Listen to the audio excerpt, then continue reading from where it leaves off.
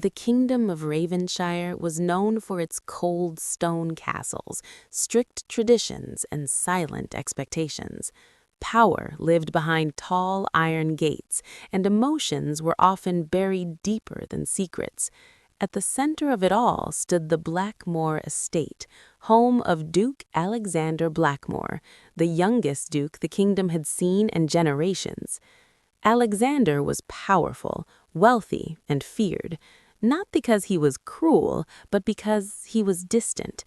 People said his heart was made of stone, shaped by duty and loss. Ever since his parents died in a tragic carriage accident, Alexander had ruled his lands alone.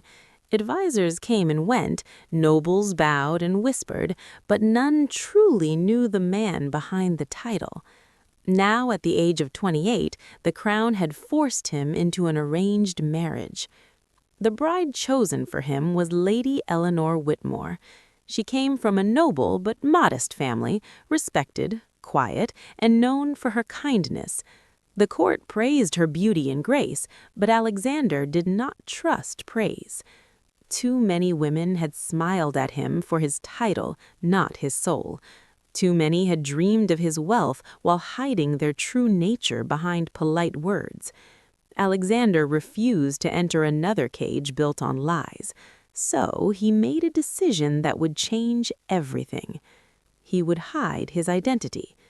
Not as a noble, not as a duke, but as a servant.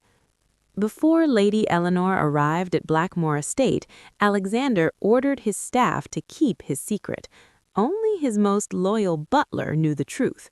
To everyone else, Alexander would be Leo, a simple household worker assigned to assist the new duchess-to-be. He wanted to see her when no one was watching. He wanted to hear her when she believed no one important was listening. Most of all, he wanted to know if she was capable of loving a man without power.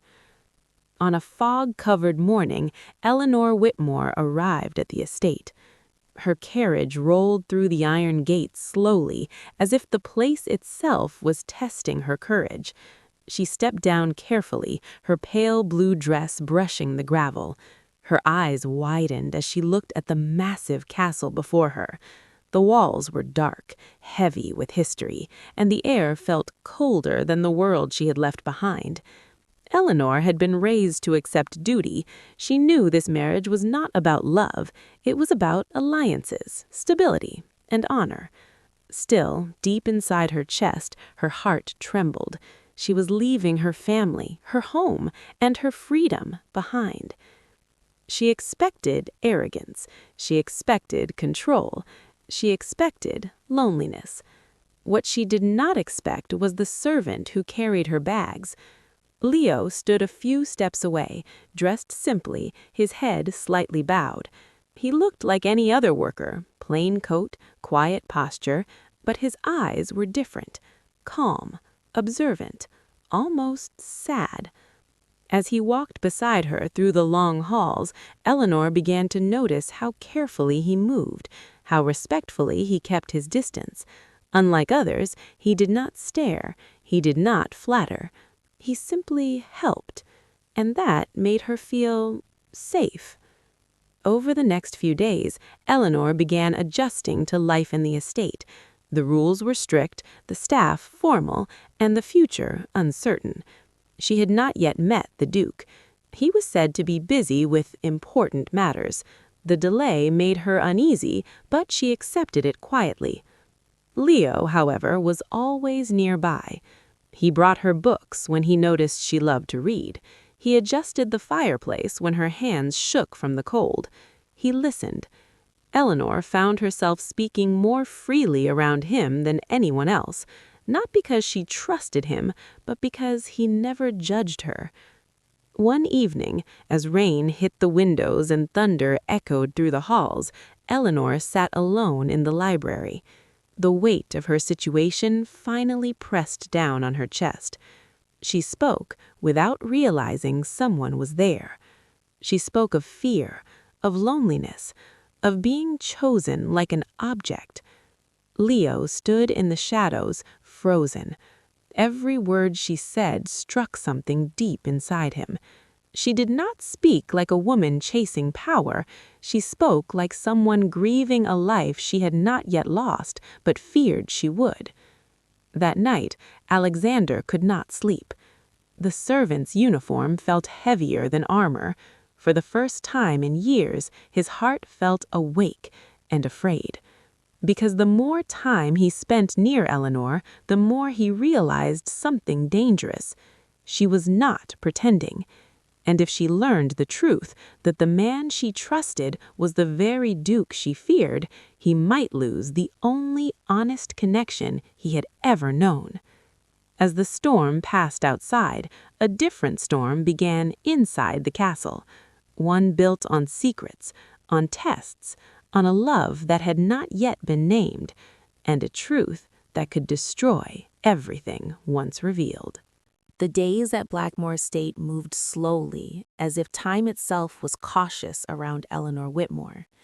Every corridor whispered history, every wall watched her quietly. She performed her duties as a future duchess with grace, but inside, her heart uncertainty grew heavier with each passing hour. She still had not met the Duke. People spoke of him in careful tones, powerful, cold, unreachable, the kind of man who ruled without raising his voice, the kind of man a woman married out of duty, not hope.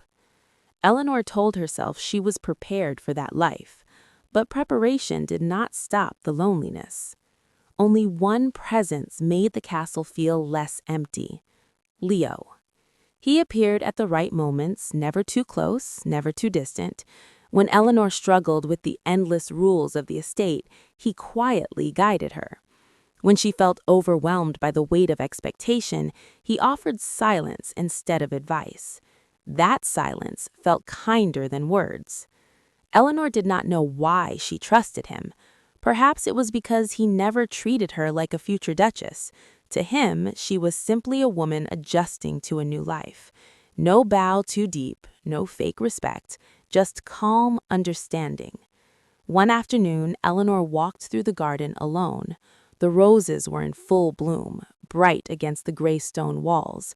She stopped near an old fountain, her thoughts drifting back to her family, her simpler home, the freedom she had lost. Leo was there, trimming the hedges. She did not call for him. She did not need to. He sensed her presence and stepped back respectfully. Eleanor surprised herself by speaking.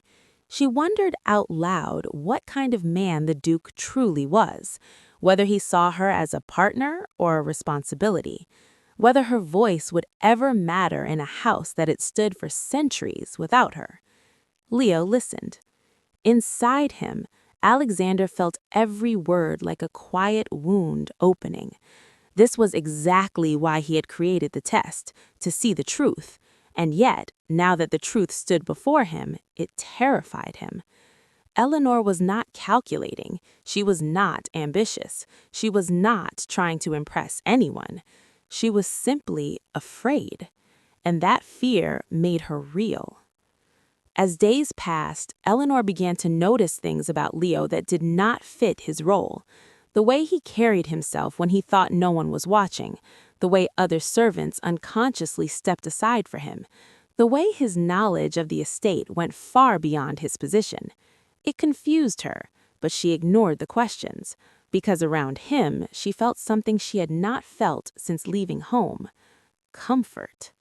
One evening, the castle prepared for a formal dinner, one Eleanor was expected to attend alone, representing a union not yet sealed. The gown placed upon her shoulders was heavy, its jewels cold against her skin. She stared at her reflection, feeling more like a symbol than a person. Before leaving her chamber, Eleanor's strength faltered. The silence pressed in. Leo was outside the door, waiting to escort her through the hall as instructed. When he noticed her hesitation, something in her expression changed him. She did not look like a noblewoman ready for a grand evening. She looked like someone about to break. As they walked, Eleanor's steps slowed. Her breath grew uneven. She stopped suddenly, her hand gripping the edge of a pillar as if the stone itself was the only thing keeping her standing. The staff was far away. No one else noticed. She spoke quietly, almost like a confession. She said she did not fear marriage. She feared becoming invisible. She feared losing herself to a title that did not know her name. Leo felt something inside him shift. This was not a test anymore. This was a choice.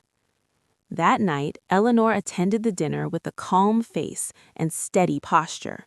The nobles whispered, judging her worth, her beauty, her silence. They spoke of the Duke as if he were a force of nature rather than a man. Eleanor listened, and she realized something important. No one spoke of love, not once. Later, alone in her chamber, Eleanor made a decision of her own. She would not beg for affection. She would not compete for attention.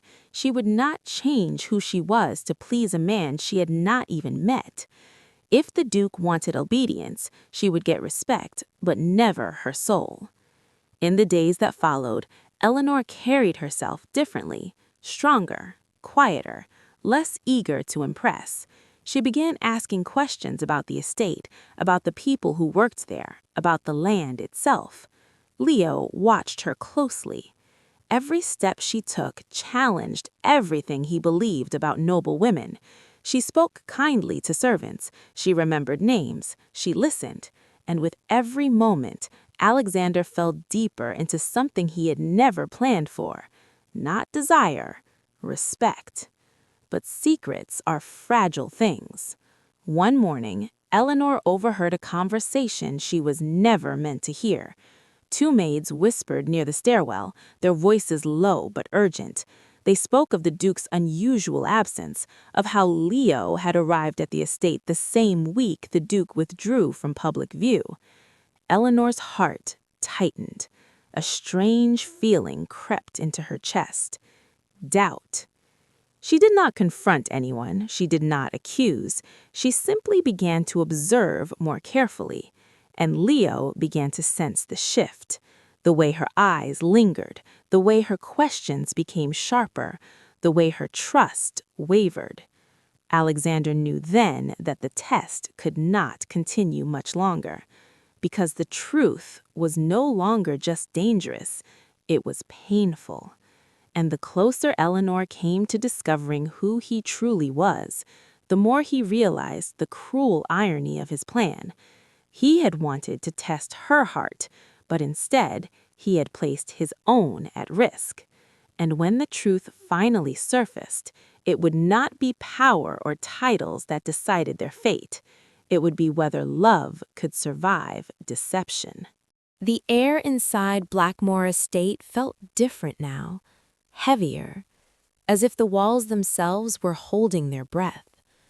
Eleanor Whitmore felt it the moment she woke each morning. The comfort she once found in routine had faded, replaced by a quiet alertness. Her smile still appeared when required, her posture remained perfect, but her heart had begun to question everything around her, especially Leo. He was the same, yet not the same. He still spoke little, still listened more than he talked. But now Eleanor noticed how his eyes followed her, not with desire, but with something deeper, guilt perhaps, or fear, and that unsettled her more than coldness ever could. She began to test her own observations. When nobles visited the estate, Eleanor watched how Leo reacted. He avoided gatherings, but when a visiting lord spoke sharply to a servant, Leo's jaw tightened for a fraction of a second before he stepped in calmly, correcting the man with quiet authority. The noble obeyed without protest. Servants did not command nobles. Not like that. Eleanor said nothing, but her mind recorded everything. Late one afternoon, Eleanor requested access to the east wing of the castle, a section known to be restricted. The head housekeeper hesitated, explaining that only the Duke or his personal staff could enter. Later that evening, Leo led Eleanor through that very wing without asking permission from anyone. He knew the way, every door, every passage, every hidden turn. Eleanor's pulse quickened. She wanted to believe there was a simple explanation, but deep inside, she already knew there wasn't. As they walked, she noticed something else: portraits lining the walls, past dukes, their faces stern and proud.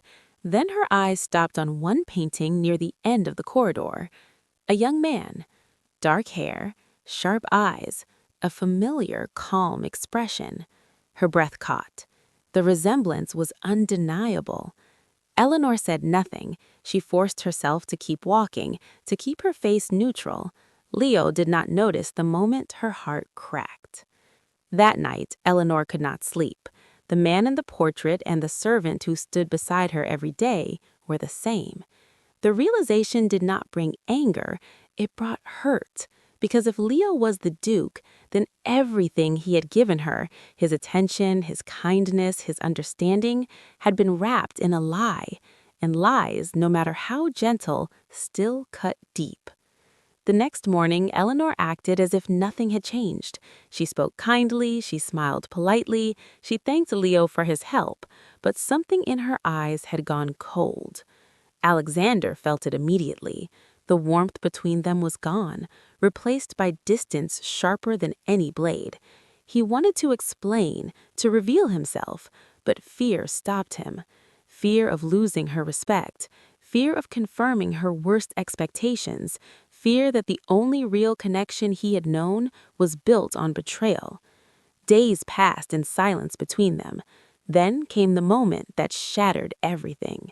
A formal announcement was made. The Duke would finally present himself publicly at the upcoming royal gathering. The estate buzzed with preparation. Servants rushed. Nobles arrived early. Eleanor was dressed in gold and ivory, her hair styled to perfection. She stood alone in the great hall when Leo approached her. For the first time, he looked uncertain. He wanted to speak. Eleanor turned toward him slowly. Her eyes held no softness now, only clarity. She spoke calmly, but her words carried weight. She said she knew. She said she had seen the portrait. She said she understood the test. Alexander felt his world tilt. There was no anger in her expression. That was what hurt the most. She told him something that would stay with him forever. She said that if he wanted her honesty, he should have offered his own first. She said that love could not grow in shadows. And then she said something unexpected. She said she would still marry him, not because of duty, not because of fear, but because she believed people could change. However, she would never love a man who believed power mattered more than truth. Then she walked away. Alexander stood frozen. The test had failed, not because Eleanor was unworthy, but because he was. That night, Alexander did not attend the royal gathering as planned. Instead, he locked himself in his father's old study. He removed the servant's coat and stared at his reflection. For the first time, he saw himself clearly. Not as a duke, not as a ruler, but as a man who almost lost something priceless. The next morning, he made a decision, one that would either break Eleanor's heart completely or heal both of theirs. Because if he wanted her love, he would have to earn it, not as a duke, but as a man willing to kneel before the truth. The morning light touched Blackmore Estate softly, as if the sun itself was cautious. The castle that once felt powerful now felt fragile. Inside its walls, Duke Alexander Blackmore stood alone, dressed not in fine silks, but in simple black clothing. No title, no disguise, only the weight of his choices. For the first time since Eleanor arrived, he did not hide. Eleanor was in the west garden when she sensed a presence behind her.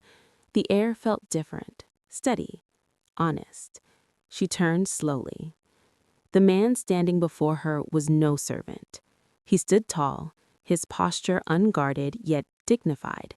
His eyes, once careful and quiet, now held something raw. The Duke of Blackmore had finally stepped out of the shadows. Alexander did not speak immediately. He bowed, not the formal bow of nobility, but a deep, personal one, the kind no servant ever gave and no duke was expected to offer. Eleanor's heart tightened. This was not what she had imagined. Alexander remained lowered for a long moment, then slowly straightened. The power he carried felt different now, less commanding, more human. He began to walk beside her, not ahead, not behind. He told her everything. He explained why he hid, how the court had shaped him into a man who trusted no one, how he feared being loved for his title instead of his soul, how, in his arrogance, he believed testing her was wiser than trusting her. Eleanor listened. She did not interrupt. Every word landed heavily in the space between them. Alexander admitted something he had never spoken aloud before, that her quiet strength had changed him, that the way she treated servants, the way she spoke of fear without shame, the way she stood tall even when invisible, had broken something hard inside him. He said he did not expect forgiveness. He only hoped for honesty. Eleanor stopped walking. She turned to face him. Her voice was calm, but her eyes carried storms. She told him that deception hurt more than cruelty, that trust, once cracked, did not mend easily, that what wounded her most was not his disguise, but the fact that he had seen her heart while hiding his own. Then she told him something he did not expect. She said she had begun to care for Leo, not the Duke, not the title, but the man who listened in silence and stood quietly beside her when the world felt heavy. And that truth terrified her, because now she did not know if that man had ever truly existed, or if he had been another illusion created by power. Alexander felt the weight of her words crush him. He realized that the hardest punishment was not anger, it was doubt. That day, Eleanor requested space. She withdrew from the estate center and spent more time in the old wing, reading, walking, thinking. She remained respectful, composed, and distant. Alexander honored her request. For the first time in his life, he learned to wait. Days passed. Alexander began to change the way the estate functioned, not for show, but quietly. He ate meals with servants. He reduced unnecessary rules. He listened. He apologized. Eleanor noticed. She did not acknowledge it, but she noticed. One evening, a storm struck Blackmore again. Thunder echoed through the halls, memories of past fears awakening. Eleanor stood by her window watching the rain fall heavily against the glass. A knock came at her door. Not the confident knock of authority, a hesitant one. Alexander stood there, holding the single candle. He did not enter. He told her he was leaving the next morning for several weeks. Court business, matters he had avoided for too long. But the truth was simpler. He needed to become worthy of the man she had trusted. He placed the candle on the floor between them. He said that when he returned, he would not ask for her hand, he would ask for her choice, and if she chose to walk away, he would accept it. Eleanor watched him leave without a word. That night, she held the candle long after it burned low. For the first time since arriving at Blackmore, she cried, not because she felt trapped, but because she realized she still cared. And caring, after betrayal, was the most dangerous feeling of all. As the storm passed, Eleanor stood in silence, unaware that their greatest test was yet to come. Because while Alexander was away, forces beyond love and pride were already moving, and they would soon threaten to take Eleanor's choice away forever. Alexander left Blackmore Estate before dawn. The carriage disappeared into the morning fog, carrying more than a duke. It carried a man stripped of certainty. As the iron gates closed behind him, Eleanor felt something inside her shift, like a door quietly locking. She told herself it was relief, but the silence he left behind felt too loud. Without Alexander's presence, the estate returned to its old rhythm, formal, controlled, watchful. The servants resumed their careful distance, the rules crept back into place, and the warmth Eleanor had slowly grown used to began to fade. Yet something else changed as well. Eyes lingered longer than they should. Whispers followed Eleanor through corridors. Doors closed too quietly. Eleanor sensed it before she understood it. The court had never approved of her completely. She was noble, yes, but not powerful enough to command fear. Without the Duke present, she was vulnerable. One afternoon, Eleanor received an unexpected visitor, Lord Harrington, a high-ranking noble closely tied to the royal council. He arrived without warning, his smile polite but sharp. He spoke of concern, of responsibility, of alliances that must not weaken. His words were careful, but his meaning was clear. He questioned whether Eleanor was suitable to stand beside a duke who ruled such an important territory. He spoke of her influence, her behavior, her independence, as if these were flaws rather than strengths. Eleanor remained calm. She answered with grace, never raising her voice, never bowing her head too low. That unsettled him. When he left, Eleanor's unease deepened. That night, Eleanor walked the halls unable to sleep. The storm outside mirrored the tension inside her chest.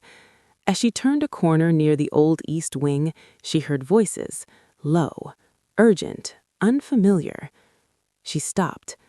From behind a pillar, she listened. The voices spoke of land, of power, of a marriage that could be redirected. They spoke of Eleanor as if she were an object.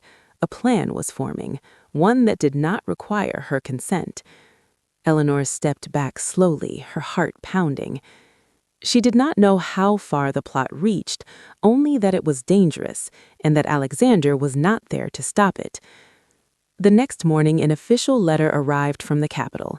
It claimed that due to political instability, Eleanor was to be temporarily relocated to a neighboring estate for her safety. The seal was real, the order was formal, but something felt wrong. Eleanor had learned to trust her instincts. She refused. That refusal made things worse. The servants grew nervous. The head housekeeper warned her quietly to reconsider. A carriage waited in the courtyard longer than it should have. Eleanor realized then that her choice was being taken from her, piece by piece. She retreated to the library, the one place where she felt grounded. Surrounded by books and shadows, she thought of Alexander, not the Duke, but the man who had listened in silence. She wondered if he would have seen this coming. She wondered if she had been wrong to push him away. As night fell, Eleanor made a decision of her own. If power was being used against her, she would meet it with courage. She packed lightly. She hid letters inside books. She memorized names, faces, patterns. She prepared not to run, but to survive. That same night, a hooded figure moved through the estate. Orders had been given, not written, not signed, but understood. Before dawn, Eleanor was awakened by the sound of footsteps outside her chamber. Too many. The door opened, but what they found was an empty room. Eleanor had gone. Far away, in a carriage racing through the night, Alexander felt a sudden, sharp pain in his chest, like something precious had been torn from him without warning. He did not know why, but he would soon, because Eleanor Whitmore had just disappeared, and the truth Alexander was fighting to become worthy of might reach her too late. Eleanor Whitmore did not run blindly into the dark. Every step she took through the hidden servant passages of Blackmore Estate was measured, controlled by instinct rather than fear. She remembered the layout not because she was curious, but because she had learned early that a woman without power must rely on awareness. The carriage waiting beyond the east gate was not hers. She knew that. The horses were unfamiliar. The driver did not meet her eyes. And the route they took avoided the main roads, slipping instead into narrow paths swallowed by forest shadows. Eleanor kept her face calm. Inside, her heart raced. She understood now that refusal had made her dangerous, that her independence had unsettled men who believed control was their right. They did not want her safety. They wanted her silence. The carriage moved for hours. When it finally stopped, the air smelled of damp earth and old stone. Eleanor was led into a secluded estate far from the capital, far from witnesses, a place meant to disappear people quietly. She was given a small room with one window barred by iron, the door locked from the outside. No explanation, no accusations, just isolation. That was when the fear arrived. Not loud, not wild, but cold and steady. Eleanor sat on the edge of the bed and let herself breathe. She did not cry. She thought. She thought of her family, of the promises she had made to herself, and, against her will, she thought of Alexander. Not the Duke who tested her, but the man who bowed to her in the garden, the man who had looked at her like her choice mattered. Far away, Alexander Blackmore turned his carriage around before dawn fully broke. The pain in his chest had not faded. It had grown sharper, heavier, until ignoring it felt impossible. He returned to the capital early, cutting meetings short, unsettling the council with his urgency. The moment he arrived at Blackmore Estate, he knew. The silence was wrong. Servants avoided his eyes. The housekeeper's hands trembled. Eleanor's chambers were empty, too empty. No personal belongings, no note, no explanation. Alexander did not shout. He did not demand. That frightened them more. He summoned his most trusted guard and ordered the gates sealed. Messages were sent, roads traced, names pulled from shadows. Within hours, the truth began to surface. A protective relocation, an unsigned order, a noble council member acting without full authority. Alexander's hands clenched. This was not politics. This was theft. And for the first time, Alexander did not move as a duke protecting his power. He moved as a man protecting the woman he loved, whether she forgave him or not. He followed the trail himself. No banners, no announcement, only a small escort and a burning determination. At the isolated estate, Eleanor waited. Days passed slowly. Meals were delivered without words. Guards remained outside her door. She was not harmed, but she was erased. One night, footsteps approached her room again. This time, the lock opened. Eleanor stood. She did not beg. She did not step back. The man who entered was Lord Harrington. He smiled as if he had already won. He spoke of necessity, of order, of how certain women made poor duchesses because they inspired thoughts instead of obedience. He offered her a choice that was no choice at all. Submit quietly, and the world would forget this moment. Refuse, and she would remain here indefinitely. Eleanor looked at him steadily. She told him that fear did not make loyalty, that silence did not make peace, and that men who ruled by removing women were already weak. The smile faded. Harrington turned away, signaling the guards. But before the door could close, a sound echoed through the corridor. Steel. Footsteps. Commanding. Unmistakable. The guards froze. The door burst open. Alexander Blackmore stood there, not in noble finery, but in dark traveling clothes, his expression fierce and unrestrained. For the first time, Eleanor saw him without walls. He did not look at Harrington. He only looked at her. And in his eyes, she saw it. Regret, relief, and something deeper than apology. The confrontation that followed was swift and devastating. Titles meant nothing in the face of proof, witnesses, and a duke who no longer cared about quiet solutions. Harrington was removed that night. The estate was seized, and Eleanor walked out under the open sky, free. But as they stood alone beneath the stars, something fragile remains between them. Alexander did not reach for her. He did not speak of love. He only said one thing. He said he was sorry he had not trusted her sooner. Eleanor looked at him for a long moment. Rescue did not erase betrayal, but it changed something, because he had come for her, not as a ruler forced by duty, but as a man driven by choice. And that meant everything. Still, forgiveness was not yet given, and love, once broken, demanded more than bravery to be restored. The journey back to Blackmore would not be simple, because saving her life was only the beginning. Saving her heart would be far harder. The road back to Blackmore was long and quiet. Eleanor sat inside the carriage, her hands folded in her lap, her posture steady. Outside, the world moved as if nothing had happened. Trees swayed, birds flew, the sky remained wide and open. But inside the carriage, an invisible distance separated two people who had nearly lost each other. Alexander sat across from her. He kept his eyes forward, not because he did not want to look at her, but because he did not know if he deserved to.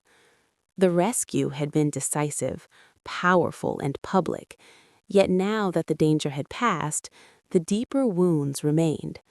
Eleanor's trust had not returned simply because he had saved her, and Alexander understood that. Back at Blackmore Estate, the gates opened in silence. The staff lined the courtyard, their faces pale with relief and fear. News of Harrington's removal had already spread. The balance of power had shifted. Eleanor stepped down from the carriage. She felt different. Not weaker, but sharper.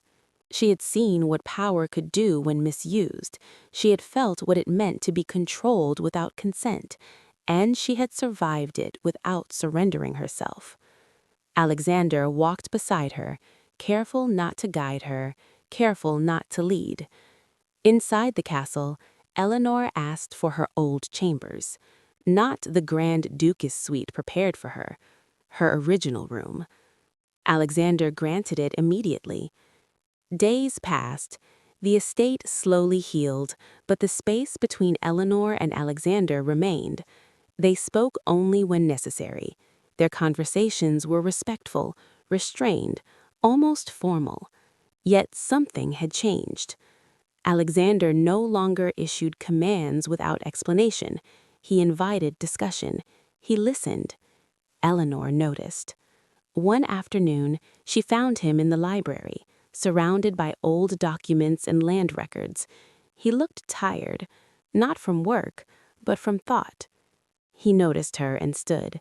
She motioned for him to remain seated. That small gesture carried weight. She asked about the land, the people, the decisions he had made since taking over the title. He answered honestly, without polish or pride. For the first time, they spoke as equals, not as Duke and future Duchess, but as two people shaped by responsibility. That night, Eleanor reflected on everything she had seen. Alexander had made mistakes, grave ones, but he had also faced them without hiding. The servant's disguise had been deception, but the man who had come for her had been real, and that confused her heart. As weeks passed, Eleanor began to re-enter public life cautiously. She attended small gatherings. She spoke when asked and sometimes when not. The nobles noticed. She was not silent. She was not fragile. She was not easily controlled.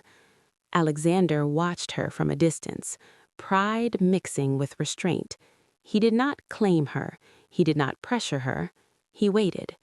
Then came the night of the winter ball, an event that could not be avoided.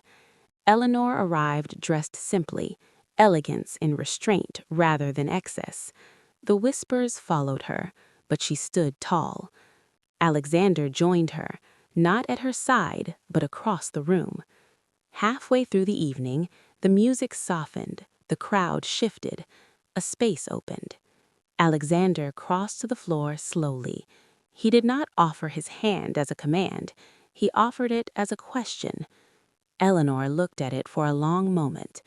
Then she placed her hand in his. They danced. Not perfectly, not dramatically, but honestly. No declarations, no promises, Just movement, balance, and trust, tentative but real.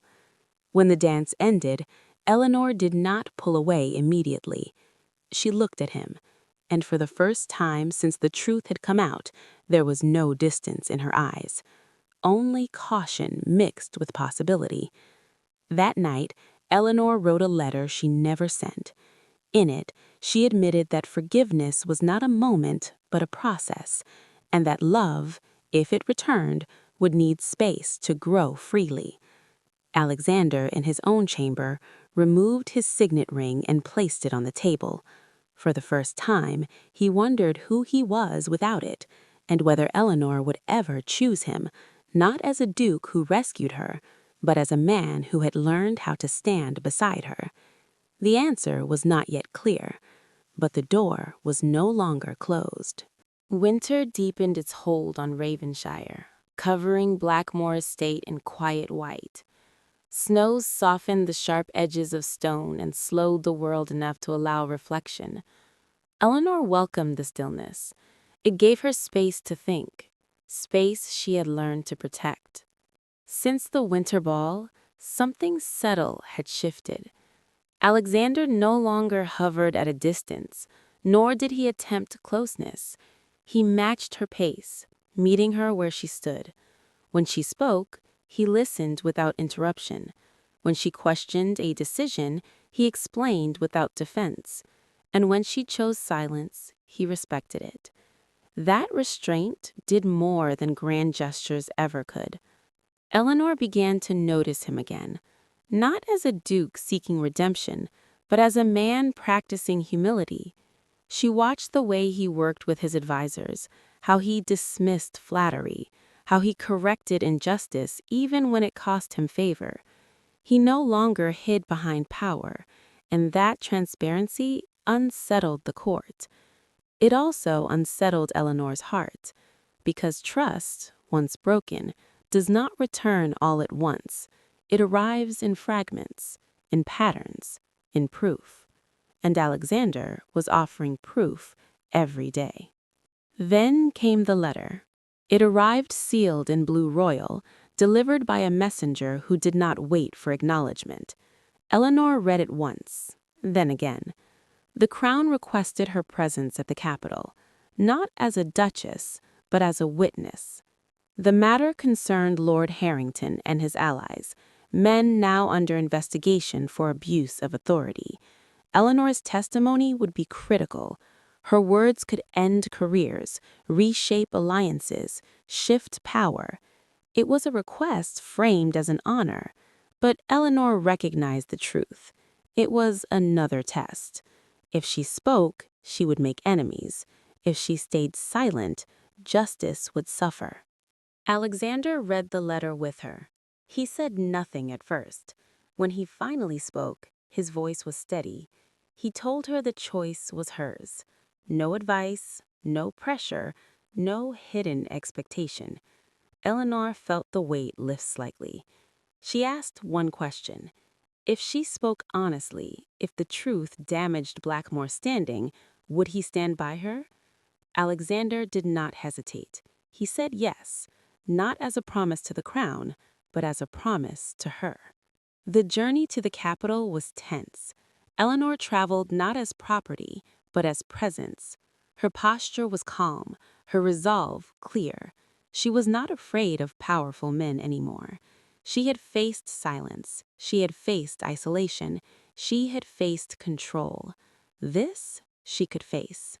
The hearing took place in a cold stone chamber, lined with banners and watchers. Faces stared, pens waited, power leaned forward. Eleanor spoke. She spoke of removal without consent, of quiet threats masked as concern, of men who believed protection meant ownership. She did not dramatize. She did not beg. She told the truth. When she finished, the room was silent. Alexander stood at the back. He did not interrupt. He did not intervene. He witnessed. The fallout was immediate. Allies withdrew support. Accusations spread. Old agreements unraveled. Blackmoor's influence weakened. not because of Eleanor's words, but because Alexander refused to silence them. On the ride home, the air felt heavier again. Eleanor expected resentment. She expected regret. She expected distance. Instead, Alexander thanked her, not for bravery, but for integrity. That night, Eleanor walked alone through the gardens. Snow crunched beneath her boots. Her breath fogged the air. She thought of all the ways her life had been shaped by others' expectations, and how slowly she had reclaimed it. Alexander joined her quietly. He did not speak at first. Then he told her something he had never admitted, that losing power frightened him less than losing her respect, that for the first time he understood the difference. Eleanor listened. She did not answer immediately. She reached into her coat and removed a folded paper. It was the unsigned marriage contract. She handed it to him. She told him she would not marry a man bound to her by fear, duty, or reputation. She said if they were to stand together, it would be by choice alone. Alexander held the paper. Then, without ceremony, he tore it in half. The sound was soft, but final. Eleanor felt something loosen inside her chest. Not love, not yet, but release. As winter stretched on, they began again, not from the beginning, but from truth.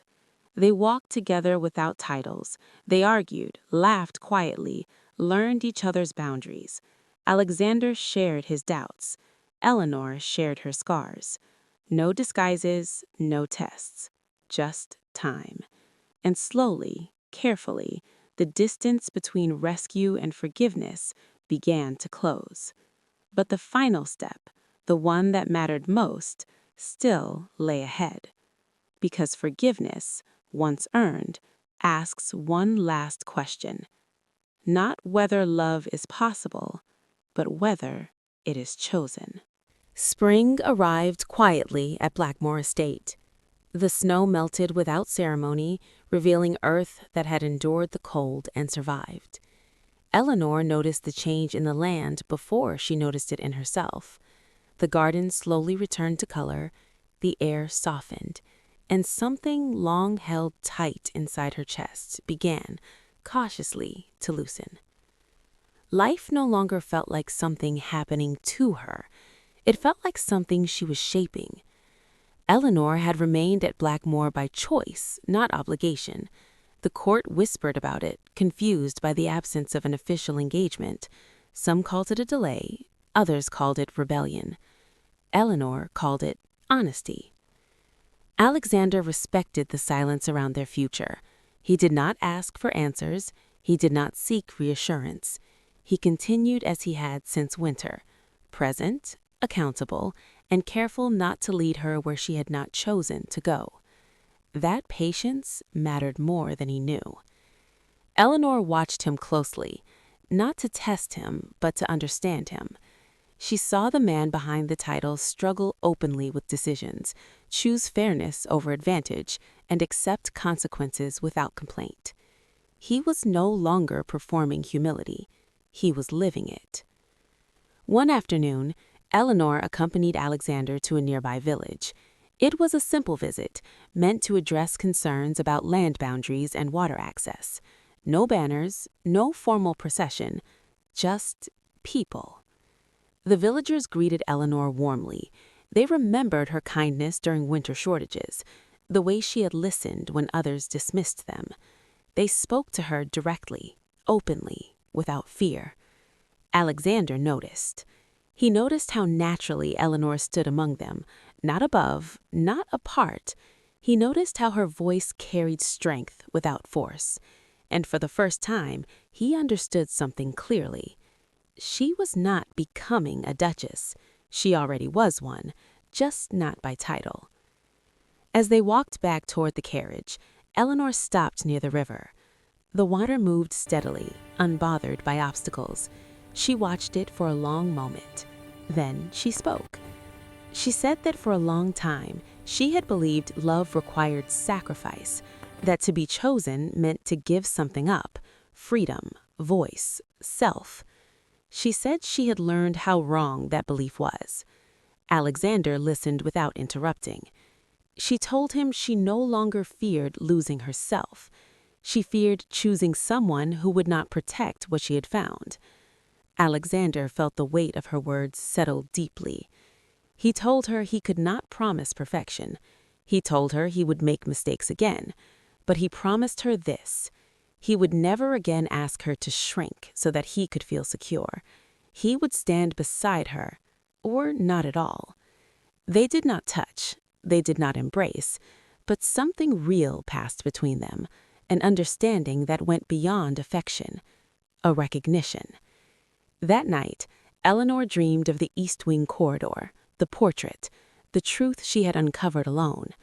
But in the dream, she did not feel pain. She felt clarity. The past no longer held her. The next weeks brought change. The Crown formally dissolved the forced arrangement, acknowledging Eleanor's autonomy. It was unprecedented, controversial. Alexander accepted the political cost without resistance. When asked why, he answered simply, because consent mattered. That answer spread far beyond Ravenshire. Eleanor felt the impact everywhere she went. Doors opened, not because of her connection to Alexander, but because of her voice. Still, one question remained unspoken between them. Until the night Eleanor asked Alexander to walk with her to the old fountain in the garden, the same place where she had once spoken freely to a servant she believed harmless. The memory hung between them. Eleanor stood near the water, the moon reflecting softly on its surface. She said she remembered everything: the fear, the trust, the betrayal. She said she no longer carried anger, but she needed to know something. She needed to know if he loved her because she had challenged him, or because she was herself. Alexander answered without hesitation. He said he loved her because she had never bowed when it mattered, because she had spoken truth when silence was safer, because she had walked away when staying would have been easier, and because she had returned, not to him, but to herself. Eleanor closed her eyes. For a long moment, neither moved. Then she did something small, but final. She took his hand, not as a test, not as forgiveness given too easily, but as a choice. Alexander felt it like a vow. They did not announce anything. They did not rush forward. They allowed the moment to exist quietly, honestly, without performance. In the days that followed, their closeness grew naturally. Conversations deepened. Laughter returned. Trust rebuilt itself slowly, brick by brick. Not because the past was erased, but because it was faced. Yet, even as spring bloomed fully, one final shadow remained. A question Alexander had not yet asked, and a future Eleanor had not yet named. Because love, once chosen, demands courage not just to begin, but to commit. And that moment was still ahead. Spring reached its fullest breath at Blackmore Estate. The gardens no longer whispered of recovery. They bloomed with certainty. Flowers climbed stone walls that once felt cold. Windows stayed open longer. Laughter, rare and cautious at first, began to echo in places where silence had ruled for years. Eleanor walked those grounds with a new awareness, not as a guest, not as a future bride bound by contract, but as a woman who had chosen to stay. Her hand often found Alexander's now, naturally, without thought. There was no announcement, no formal claim. Their closeness was quiet, grounded in shared mornings and unhurried evenings. Still, Alexander felt a tension he could not ignore. Love had found them, but commitment had not yet been spoken. And for a man raised to rule through certainty, waiting without assurance was both humbling and frightening. He did not fear rejection. He feared asking in a way that would undo everything they had rebuilt. Eleanor sensed it. She noticed the way his words paused when the future came close, the way his gaze lingered on moments as if memorizing them.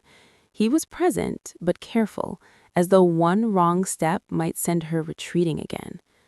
One evening, Eleanor asked him to join her on the western ridge, overlooking the land beyond the estate. The sun lowered slowly, painting the sky in amber and rose. They stood side by side. Eleanor spoke first. She said she had spent much of her life being chosen by others, her path decided before she could question it. Even love once felt like something owed rather than offered. She said that what they shared now felt different. It did not demand, it waited. Alexander listened, his chest tight with emotion. Eleanor told him she had not needed rescue to fall in love.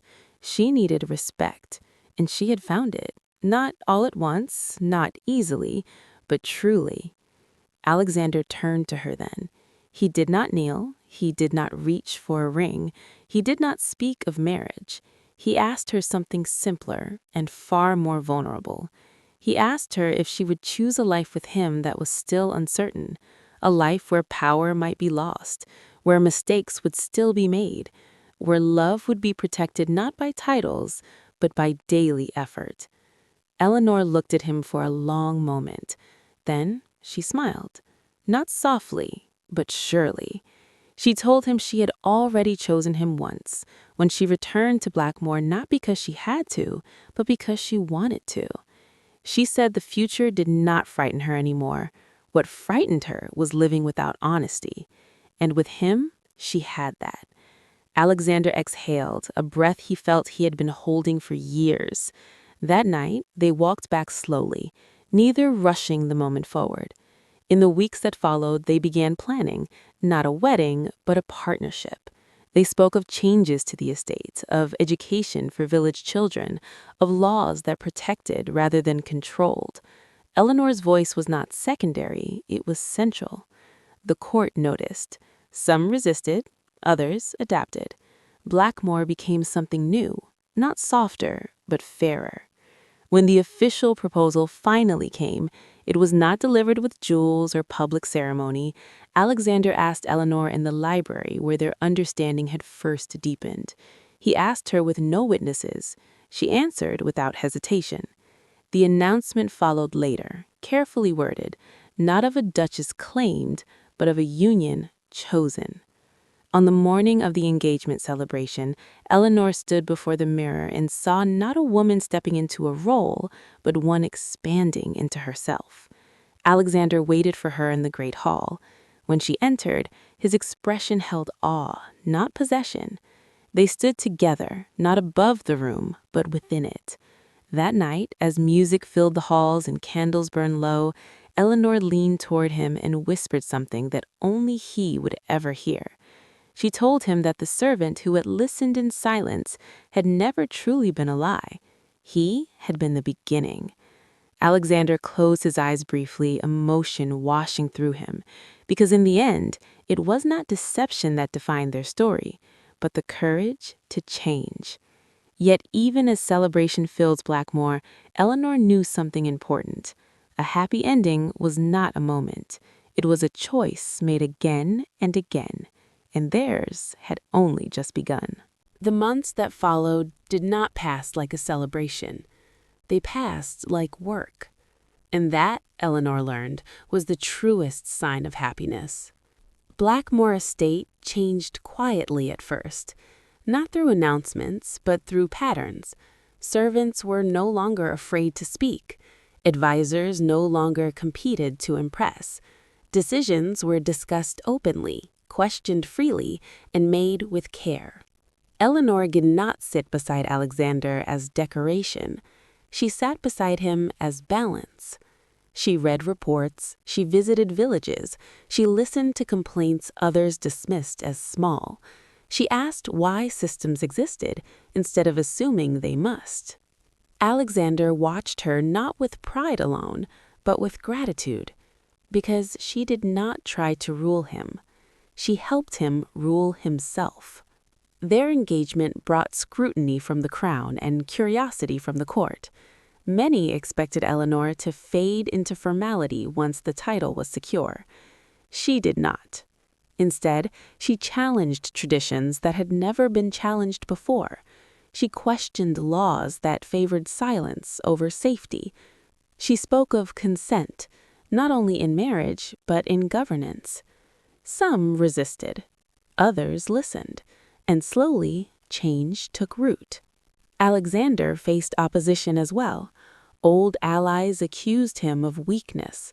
They said love had softened him, made him less feared. He accepted the criticism, because fear was never what he wanted to inspire. Respect was. At night, when the estate grew quiet, Alexander and Eleanor walked together through the same halls that once held secrets and doubt. Now they held shared memory. They talked about small things, books, weather, moments that made them laugh unexpectedly. And sometimes they talked about the past, not to reopen wounds, but to honor how far they had come. Eleanor admitted there were still moments when trust felt fragile, when she remembered the East Wing, the locked door, the way choice had almost been taken from her. Alexander never dismissed those moments. He stayed present through them. That presence became her reassurance. The wedding was planned slowly, intentionally. No rushed ceremony, no spectacle designed to impress the court. They chose a date in early summer when the land was green and alive. The guest list was small, the setting simple. What mattered was not how it looked, but how it felt. On the morning of the wedding, Eleanor awoke early and stood by the window. Sunlight filled the room softly. She felt calm, not nervous, not uncertain. She thought of the girl who had arrived at Blackmore with fear in her chest and duty on her shoulders. She barely recognized her. When Eleanor walked into the garden where the ceremony would take place, she did not feel like she was stepping into a future unknown. She felt like she was arriving exactly where she belonged. Alexander waited for her beneath an old tree, not at an altar, not elevated, just waiting. Their vows were simple, honest. They spoke of choice, of accountability, of standing beside one another even when it would be easier to stand apart. When the vows ended, there was no roar of approval, only quiet joy. That evening, as lanterns lit the garden and music drifted through the air, Eleanor and Alexander slipped away from the crowd. They walked to the old fountain, the beginning. They stood there in silence, hands entwined. Eleanor spoke softly.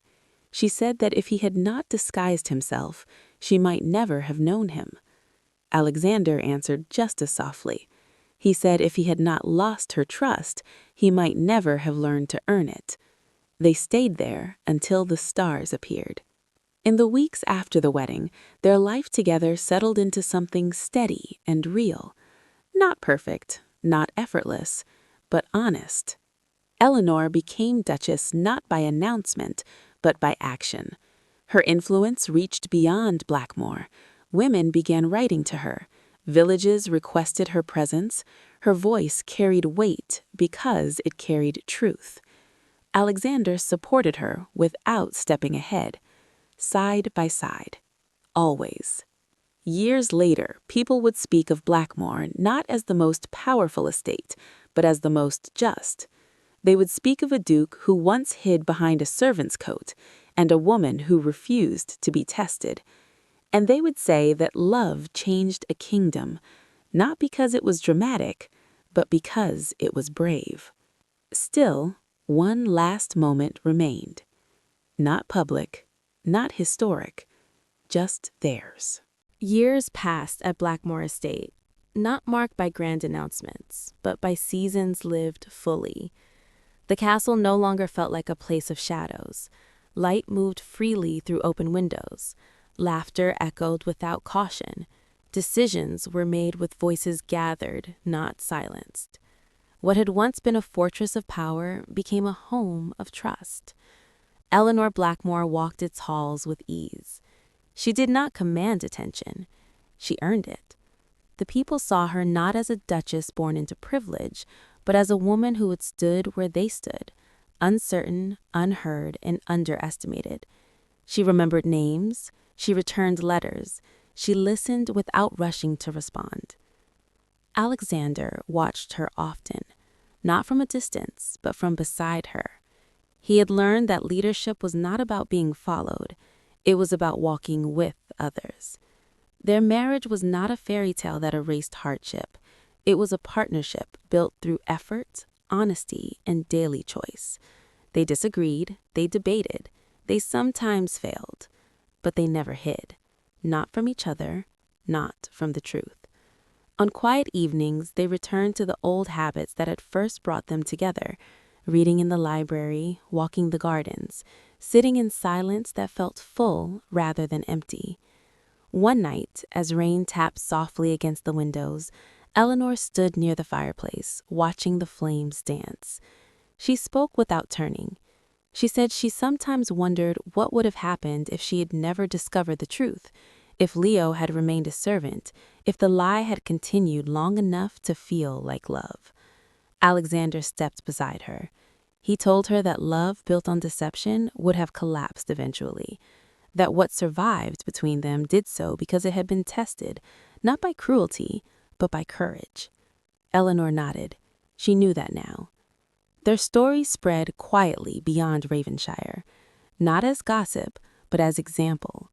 Other estates adopted similar reforms. Other women spoke more openly.